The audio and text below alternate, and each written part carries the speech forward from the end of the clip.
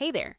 A cleaning business looks simple from the outside until you're juggling recurring clients, subcontractor pay, supplies, and mileage, and you can't say what any of it actually left you.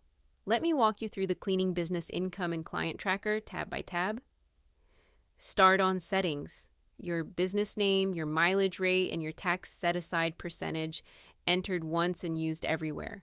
The client database holds every client, their rate, their frequency, and whether they're still active, and it totals what each one has been worth to you. The job schedule lays out who gets cleaned when, so a recurring route doesn't quietly slip a week. The income log records every job you invoice, tagged recurring or one-off, which is how the dashboard splits your steady money from your one-time money.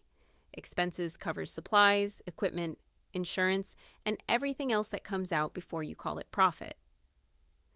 The mileage log turns a drive distance into a deduction automatically at the rate you set, usually one of the biggest write-offs in this business. Staff and subpay tracks what you owe your cleaners, so labor lands in your numbers instead of surprising you, and the dashboard pulls it together. Revenue, expenses, labor, mileage, and your month-by-month profit, with tax already set aside. That's the whole workbook. Grab your copy from the link below, and if you get stuck, just message me. Thanks for watching.